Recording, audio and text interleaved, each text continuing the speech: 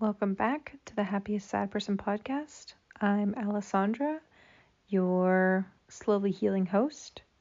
I'll update, I'll continue on with my ankle updates, I guess, until I'm finally better, and then I'll find a new way to open the podcast. But my ankle has been doing better. I had a follow-up appointment, still need the boot, but it looks like I'm slowly but surely on the road to recovery. It's funny, things that were so difficult before, now that I'm feeling like my ankle is more sturdy and almost feels like it's like actually attached to my foot, unlike before where it felt that my ankle and my foot were almost separate entities. It's bizarre what nerve damage can do, even temporarily from swelling. I really did feel like my foot was a entirely different being, or like almost like it wasn't even there. So it's been a welcome change to get some more mobility, to hobble around less, to really, I don't know, to feel like a little optimistic and feel like I'm on the way to recovery. Because it got pretty dark there for a while. I was feeling pretty trapped, and almost like this feeling of this is never going to end. Like this is just endless of me not being able to run, not being able to work out, just sort of feeling essentially trapped in your own body, trapped in your own skin. But then I have that other dilemma where I'm like, well, now that I'm like almost used to the boot, that next jump of weaning myself off of it, going to physical therapy, the new change, the new challenge, that almost sounds scary to me, even though I know it's a good thing. I know it's the road to recovery. I almost am sort of not looking forward to it, almost a little bit. Dread isn't the appropriate word, but I'm almost a little hesitant to get better, for have something change. And maybe you don't understand that because you don't fear change personally, but for me, change has never been something good, even though this is a good thing. Me healing, me getting mobility back, me on the way to being able to walk long distances again and then run. In my brain, I just categorize it as change. And my brain says change equals scary, so avoid, which is such an unhealthy way to view life and the world and change, because life is change. The earth is always changing. We're always changing. Um, the cells in our body are changing. Our bones remodel themselves. What is it? Something like every 8 to 10 years. I don't know. Fact check me on that one, but something like that. So we're constantly in this flux of change, and I need to be able to get over my fear of change, even when it involves something good, something necessary, something needed. I can't always be hobbling around in this boot forever, just as like a security blanket. That would be A, asinine, and B, bizarre. If people see me a year from now and go, hey, what happened to your foot? You're still in your boot. And I'll be like, I just didn't feel like going to the next step. I didn't feel like, changing. So that's something I need to work on myself. But it's funny. Another thing with the ankle injury is, so I have to climb stairs to go upstairs to the bathroom, because that's it. The bathroom's on the second floor. And stairs initially were next to impossible because I had to scoot up them and down them because I couldn't use my crutches on the stairs. I felt terribly unstable. Then I moved to one crutch, and now obviously I'm walking up and down the stairs just fine. But before, I remember standing at the top of the stairs scared because I felt so unstable, so unsure, so insecure, and I had mobility issues, so I couldn't really go down the stairs properly. But it's funny, I was standing up at the top of the stairs today and going down like it's now not a problem, And I was thinking back to, I don't know, maybe a few weeks ago where I was so afraid to go down the stairs. And now I'm fine. I'm still kind of uh, wonky just because I'm on a boot and I have to be more careful and I have to watch, as I'm going down the stairs. I can't just mindlessly scroll on my phone and go down the stairs, which I shouldn't be doing anyway. But, I'm a human. I have my vices. But it just, I don't know, it just made me really happy that I was like, wow, in my mind, that time when I was standing on the top of the stairs, I thought, wow, I'm never going to be able to, I don't know, do the stairs normally and be normal and walk normal ever again. And so I'm so grateful that I can do the stairs, and it just reminds me again of the immense human resiliency that we have and sort of the power of, for me, this is a good thing, the hedonic adaptation, which is my brain, I don't need to exert so much effort and thought to go down the stairs. I now don't need to focus on that as much. And so my brain just sort of is like, okay, that's, not as necessary to hold on to. So we get used to things so quickly, and it sort of ties in loosely because these two thoughts sparked in my mind at once. With everything that's going on in Florida with Hurricane Ian, and how you're seeing these human beings. One day everything's great, they're on the beach, and the next day their whole life is upended. It's so incredibly sad, but you see these people and they are just, some people are living out of their car. I mean, I read one article where a couple was just like, yeah, we were gonna sell our home. I went back to my home and I saw my waterlogged house, and right next to the coffee pot was a note saying, call the broker.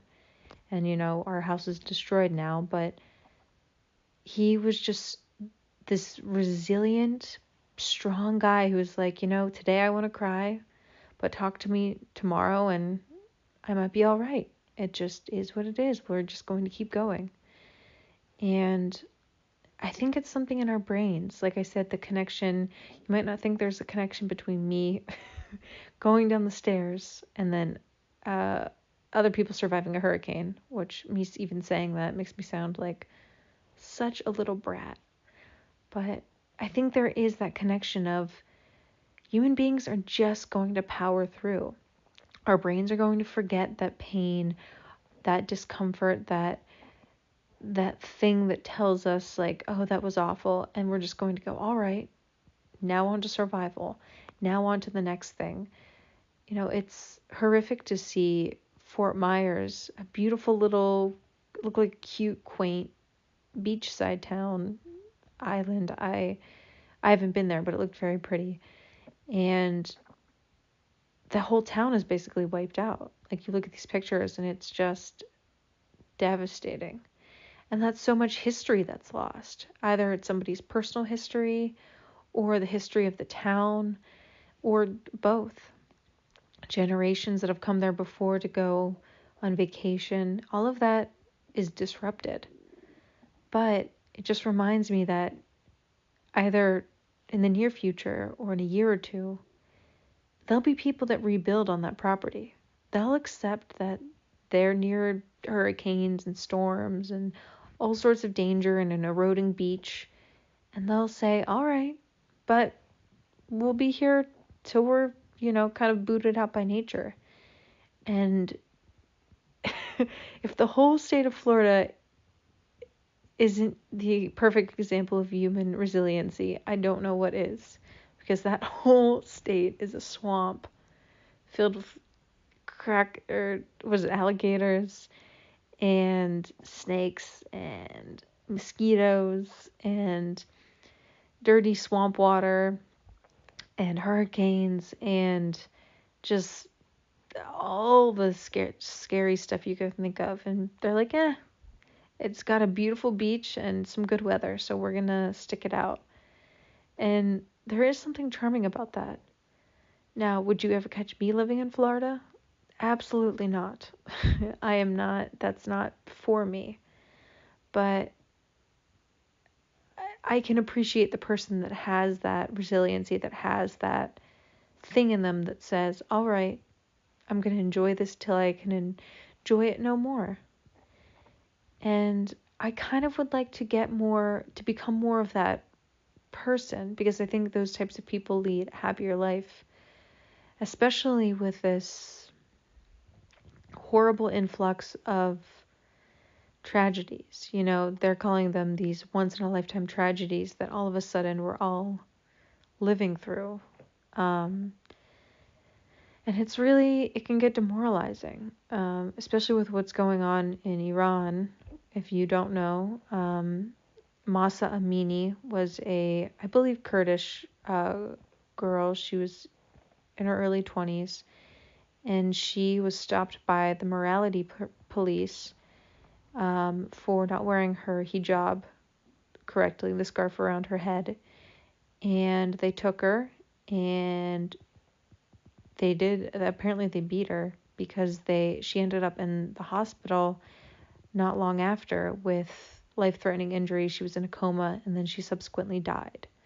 And so now there are protests throughout Iran of women burning their hijabs, men in support of the women, fighting the regime. It's a theocracy, which means it's a fundamentalist Islamic regime in Iran, and it's been that way since about 1979. And it's, again, like a once in a lifetime experience that we're having, just like with George Floyd in the United States. And then we're seeing, the rise of fascism in Europe, and in the United States, our political upheaval, the craziness of inflation. Even with, I was reading another article, yesterday or the day before, in Indonesia, there was a stampede at some sports game. I think it was maybe a soccer game, but I'm not sure. I believe it was at a sports stadium, and a ton of people died. It's just like these crazy, once in a lifetime things that are happening right now in our lives, and it's really tough to see. It's really tough to watch these things and still have hope for the future, and to have that human resiliency that I was talking about before. The perfect example of that is the Ukraine war. We're watching potentially the start of World War III. It looks like the Ukrainian army and Zelensky is taking land back. But it's scary, and it's displaced so many people, and it's just so incredibly tragic. But for the Ukraine war, it's not funny, but it's the connection to what I'm trying to weave through is the concept of human resiliency. And I was watching a video of this little village in the Ukraine, and so it would be such a quiet, quaint place to live if it wasn't being war-torn at the moment. And there was this old woman, this babushka, and she was working out in her garden, and they were asking her what had happened and about the explosion that had happened a few days before. And she's like, and it blew up all my potatoes I just planted. And she throws up her hands, like almost as if like she was yelling at somebody in the grocery store that had cut her off with a shopping cart or something. Not the kind of upsettedness that would be like a missile goes off down the street from you. And she takes them back to her garden and shows them from her view of where the missile hit. And then she shows she had replanted all of her potatoes. And she goes, what are you going to do? Missile hits, whatever. I still needed to plant my potatoes. And it's not funny, but yet it is, because it's human beings. We are such bizarre, strange creatures. that there can be so much immense tragedy and horror and brutality, and yet we just go forward. We just keep going about our day. We just plant our potatoes and drive to work and, watch our television show at night and go about our day. And there's something good in that, but it's also scary to me because I wonder what it will take to make a real change in the world. If we're all just going about our day, when do we stop going about our day to make a change in the world, to make a difference? And I don't know the answer to that, and I don't know, with the world on fire, how to make a major systemic change. I mean, I think the key would be education, but that takes time, so that's nothing in the short term. I guess it would just be, I think for most people it is these little acts of resiliency, these little decisions that you can make. But I guess I ultimately think to make a real difference rather than just sustain, I guess we need to come at each other with more empathy, with more compassion, with a feeling of, there's that old quote where it's like, never look in your neighbor's soup bowl to see if they have more than you. Always make sure that they have enough. And I think we need to start looking at our neighbors, our friends, people in other countries, refugees, migrants, people of the world more like that, rather than like, what are they going to take away from me? It's more so, what can I give to them? Or I just want to make sure that they're okay. And I think people have this very misguided view of help, that if somebody else is getting help, that it means that you're getting less. And that very often is not the case. I mean, very rarely is it that someone is going to be taking directly from you. Unless, of course, you're a billionaire, which, I mean, to be honest, I don't think it's ethical that billionaires exist in our society when people are dying. And I think I've said that before, but I still believe it now. But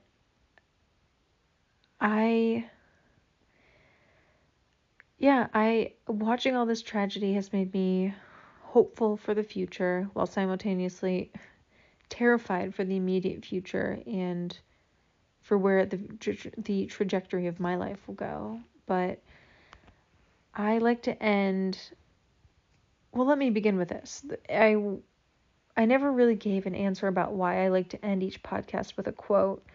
So the reason why I end each podcast with a quote, a poem, with any sort of words, is because I find meaning in words that other people write to make sense of some of my own thoughts that I have trouble articulating myself. Words for me give me comfort, give me a sense of security.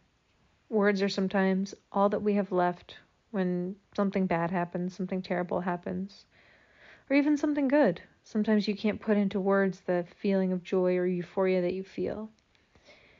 And our entire world is made up of words that then become inventions, or movies, or history, or the cataclysmic end of the planet. It all depends. I mean, the word nuclear could mean the end, or it could mean a specific kind of power that will help us move towards renewables. But we need that word to describe it, just as an example.